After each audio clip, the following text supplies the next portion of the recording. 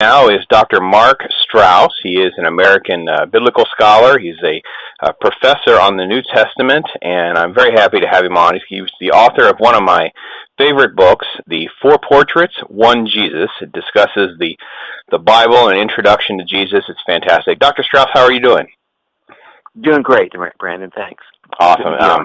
I'm very excited to talk to you. I really want to get right to the four different voices of the gospel, and go ahead and give our readers and our listeners a little bit of an overview of how you view the four different authors separately. Matthew, the tax collector, and his voice versus, Mark, who's kind of a companion with Peter at times. Then you have Luke, and then, of course, John, who writes about miracles and no one else touches on. So completely different perspectives. Let me turn that over to you. Sure. We have four Gospels, and the title of the book actually focuses on really two key aspects of what the book is all about. It's a textbook for courses in the Gospels, for course in the life of Christ. You could use it for New Testament survey and so forth as well. But Four Portraits, One Jesus. The Four Portraits focuses on the fact that we have four unique accounts of Jesus' life and ministry, written to address different audiences, written in different circumstances, written to bring out particular facets of who Jesus is, hence the four portraits. The one Jesus, then, though, focuses that would be the diversity of the Bible and the diversity of the Gospels. And then the one Jesus, of course, focuses on the unity of the Bible, the fact that this is, in fact, God's revelation. And so we're going to get within this diversity, we're going to get a unified portrait of the one person that is Jesus. These different portraits will be complementary. They will not be contradictory. So that's sort of where the title comes from. And then the book itself, as you know, is outlined. It's kind of an overall look at both Jesus and the Gospels. It looks at methodologies for studying the Gospels. It looks at the background, the historical, cultural, social context and setting of the Gospels. It looks individually at Matthew, Mark, Luke, and John, their own narrative theologies, their own stories of Jesus, what themes and theology they're presenting.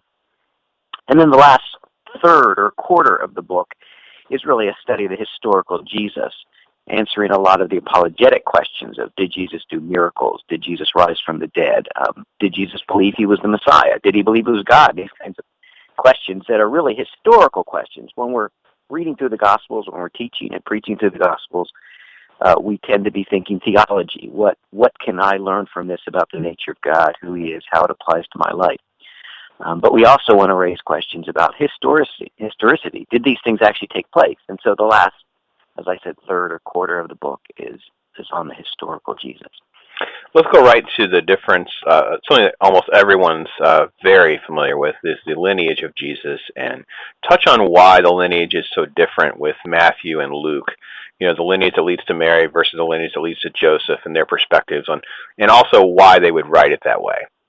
Sure, yeah, and that's one of those historical problems or questions that arises when you read the two parallel accounts of Matthew and Luke, and that would be one of those topics that would be discussed in the third or last portion of the book. Whereas in Matthew, in our study of Matthew, we talk about how Matthew's genealogy helps him accomplish his theological interests, his narrative interests. So, but to your question, what is the differences and why? Well, the genealogies are essentially the same leading up to David, except that Luke begins with Adam, or goes back to Adam actually, and Matthew begins with Abraham. Those themselves focus on each of their particular narrative perspectives. Matthew more focus on the Jewishness of Jesus, while Abraham is the father of the Jewish nation. Luke more interested in the universality of the gospel, so he goes back to Adam, because Adam is the father of all people. So you can see how their genealogies do stress their own theological purpose. But why are they different? There's the question. And actually, you'll find various views. Of course, some will say one or both is wrong, and they just made it up, and that view you'll find in the literature. We don't believe that. We believe that, in fact, both are correct. And if both are correct, there's two main answers, and there's lots of sub views to this. But one answer is that Matthew is intentionally giving a royal genealogy of Jesus. He's intentionally tracing the line of kings and sort of that direct ancestry. So it's not It's not Jesus' physical ancestry as much as the line of kings to which Jesus is related as a Davidic heir. The more traditional answer that's been given, and one we present in the book, is that one is Mary's genealogy. Luke's is Mary's genealogy, and Matthew's is Joseph's genealogy, so that Jesus is in fact a Davidic heir, an heir to the Davidic throne through both his father and his mother. Adopted, of course, by Joseph, but in fact physically through Mary. We present both of those views. I should have said it that way. We present both of those views as possibility in the text, and to be honest, I don't know the answer. Which is more correct? Which is right? Either of them works perfectly well, because in any case, we know that Jesus was not, in fact, directly physically related to Joseph. He was adopted. He was the adopted son of Joseph, but that would make him just as much the Levitic or the legitimate heir to the throne of David. To continue with the connection with Luke and Mary, what is the best explanation that you have for that Luke's account of, let's say, the time when Jesus is 12 is only in the Gospel of Luke? So I'll give you an argument for and against the perspective I just gave you. The argument against it is if you read Luke just straight through this section, it looks as though he is identifying Jesus as the son of Joseph, not I should say it another way. The genealogy looks as though it's Joseph's genealogy, not necessarily Mary's genealogy. But it could be interpreted either way. That's the argument against that view, that it's Mary's genealogy. Jesus is the son of Joseph, and I'm sorry, Joseph is identified as a son of David, not Mary. In the text, that's would suggest that the genealogy then that follows is tracing Joseph. So it's ambiguous, that argument. But the argument in support of it being Mary's genealogy is the fact that the whole birth narrative in Luke focuses around Mary. It's sort of Mary's story. Whereas in Matthew, it's really Joseph's story. Very different birth stories, one from the perspective of Mary, one from the perspective of Joseph. So you might expect one to then give the genealogy of Joseph and one to give the genealogy of Mary. So that's one good argument for the possibility that Luke's genealogy is in fact Mary's genealogy. Okay. What are some of because I think one of the greatest things about your work, you spent a lot of time with biblical translation, came up with an amazing translation as well, diving into a lot of great study guides and really hinting on the differences between Greek interpretations, those kinds of things. Let's touch on a couple of those real quick. Give me an example, something real common that everyone knows. I know that you I have a little footnote about the baptism of Jesus, and as the Holy Spirit descends, that the translation there is can really create yet another whole layer of interpretation, a whole another layer of understanding. Okay, and I'll go after one thing, and you can stop me, or you can ask another question. Okay. This is not what you meant. The voice from heaven is at the baptism is fascinating. I don't know if that might be one of the things you're talking about. That's perfect. The voice. Yeah. Okay, the voice from heaven says, "This is my beloved Son, in whom I'm well pleased." And we read that and we go, well, that's a great attestation and affirmation that Jesus is in fact God's Son. But in fact, it's also an allusion to Old Testament passages, and 2 and possibly 3, and they're really powerful passages. One is Psalm 2:7. "You are my Son" is right out of Psalm 2:7. And Psalm 2:7 is a psalm referring to the Davidic Messiah, the Messiah from the king, or from the line of David, the kingly Messiah, the royal Messiah. "With you I am well pleased" is an allusion to Isaiah 42:1, which is about the servant, this servant figure in Isaiah who's going to suffer and die to pay for the sins of his nation. The third possible one is your beloved Son, or your own Son. Could well be an allusion to the Isaac narrative when Abraham is willing to offer Isaac on the sacrifice. So you've got, in one sentence, you've got this powerful portrait of who Jesus is. He's the royal king. He's the Davidic Messiah. He's going to come and conquer. He is going to come and conquer. He's going to establish God's throne forever. So there's that Psalm 2:7. Yet he's going to do it. He's going to do it by suffering and dying as the servant of the Lord. There's Isaiah 42. And then the Genesis account with the connection with with Abraham and Isaac, you've got, of course, the father offering his son, being willing to offer his son. So in one little phrase, you've got these allusions to the Old Testament that themselves tell the story of who Jesus is and what he's going to accomplish. Very insightful. I'm talking with Dr. Mark Strauss. We're really dissecting some different aspects of the four Gospels. Let me get to John. John writes about a lot of miracles that are not in the other Gospels, and that has been a topic of, I don't know, dissension, I guess, if you will, for centuries. I mean, obviously, this is one of the huge hang-ups Thomas Jefferson had, was, the miracle aspects of this. So touch on why John is so passionately moved by these events, and whether you feel the others were either A, not present, or not moved to write about it. How does it not fit their description of it?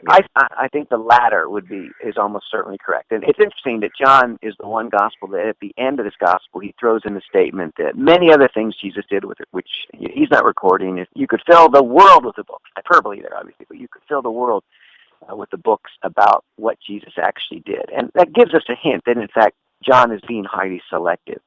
And we also know that the synoptics, Matthew, Mark, and Luke, are called the synoptic gospels because they're so similar, are highly selective, and that they're in some sense using each other. But they could have, if we want to know what a gospel could have looked like, if one or the other of them had used additional outside extra material, it could be John's gospel.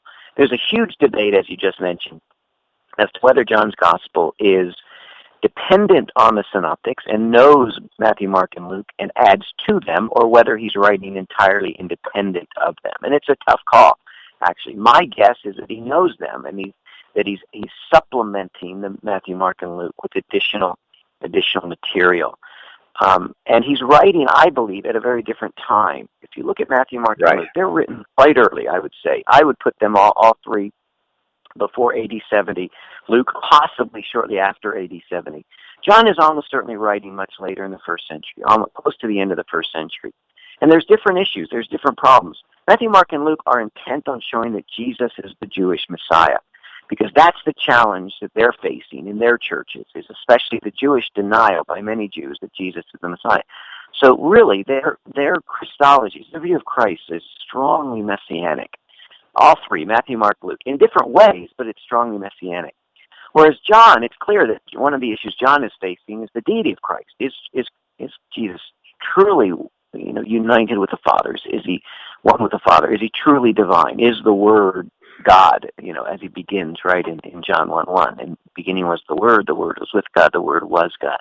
You get a glimpse of the issues he's facing in the churches he's writing to. So you're going to get a very different gospel because you've got a very different context, and you've got very different issues that the church is dealing with. We have to realize all the gospels are church documents. They're written to address issues and concerns in the church and to respond theologically to things that are happening in the church. And they've got this rich storehouse of material, of data they can call upon to do that. And John does it masterfully in so many different ways, but he does it differently, very differently than Matthew, Mark, or Luke do it.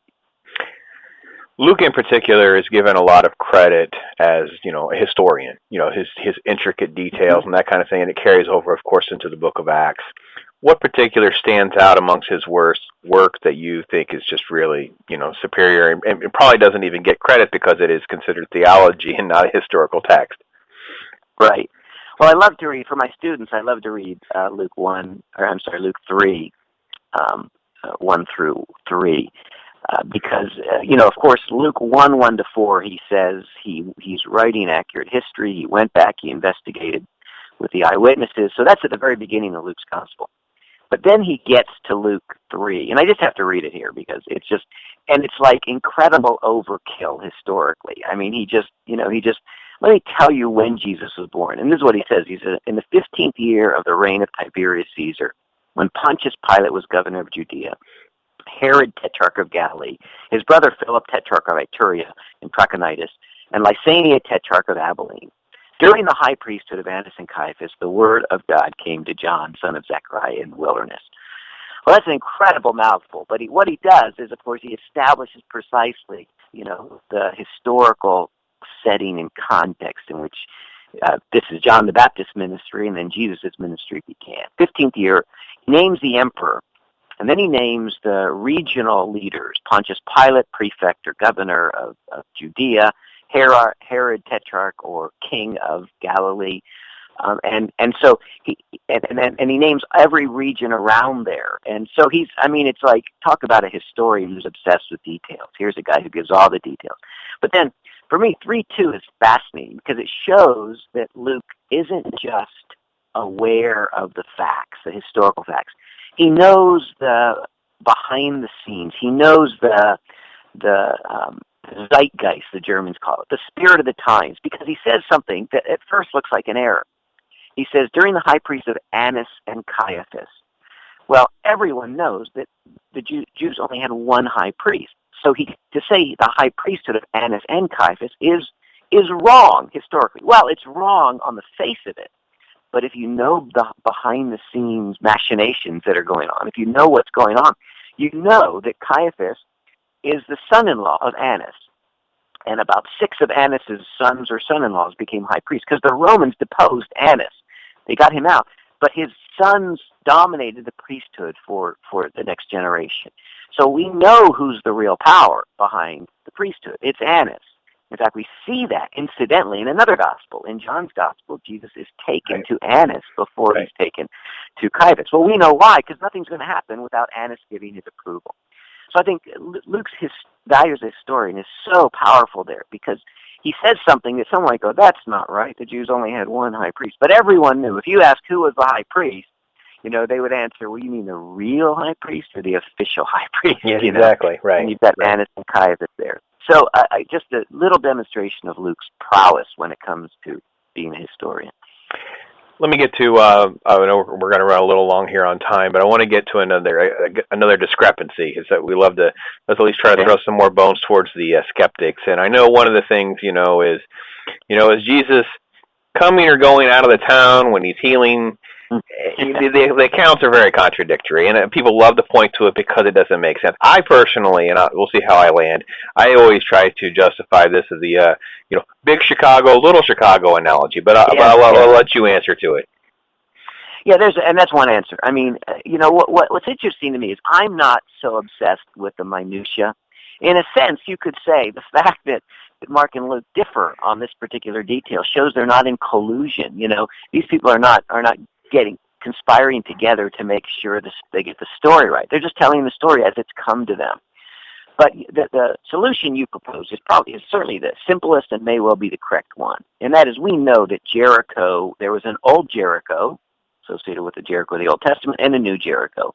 And so one of the gospel writers says that Jesus was entering Jericho. The other says he was leaving Jericho. Well, he could well have been leaving old Jericho, heading into New Jericho. That would be an appropriate, spot for the blind man. This is the account of blind Bartimaeus in Mark's Gospel. And so, it really isn't a significant contradiction. If you're looking for contradictions, then you can say this is a contradiction. But there's a simple historical solution that you just mentioned, and that solution is that, in fact, there's 2 different Jerichos we're talking about here. Mark says as he approached, and Luke as he was passing through or leaving. That's a simple solution, and I don't have any problem with that. That may well be the answer. Or it may well be that they're just describing generally Jesus' actions, and that he was near to they're not writing with precision. They're just describing that Jesus was near Jerusalem, or near Jericho at the time. I think we can fight over the minutia, or we can say, let's ask a much bigger question. Did Jesus claim to be the Messiah? Right. Did Jesus rise from the dead? Did Jesus perform miracles?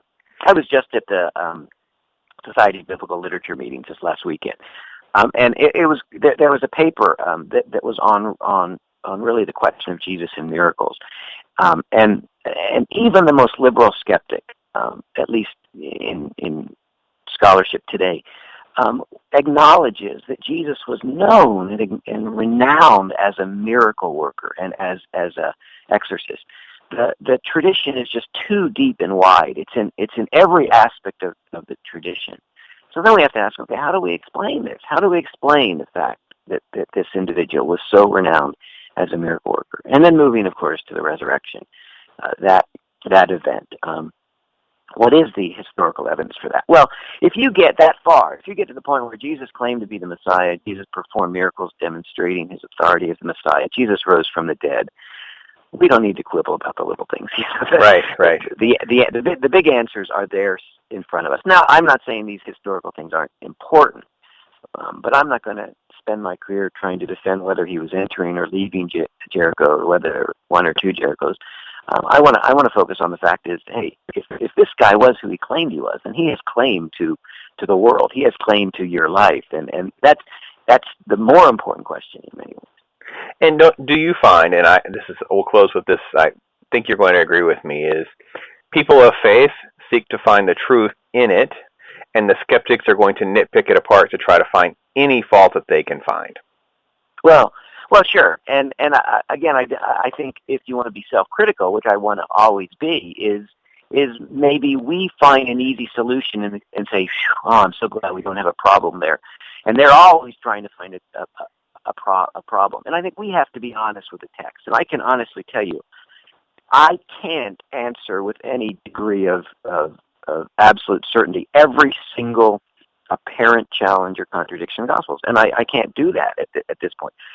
What I can do, though, is I can demonstrate the general reliability of the Gospels, and then present what I would consider to be a viable solution for each of those apparent problems or contradictions.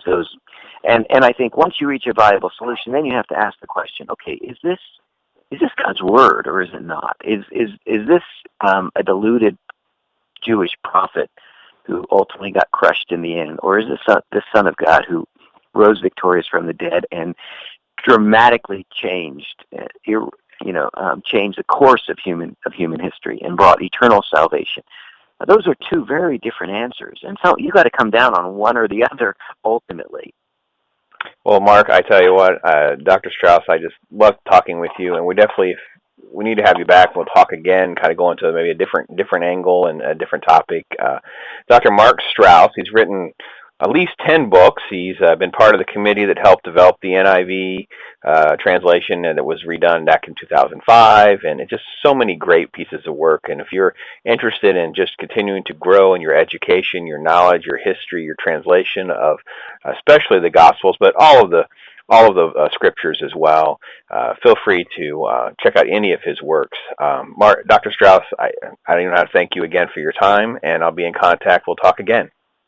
Thanks, Brandon. My pleasure. Thanks. All right. Thank you again, sir.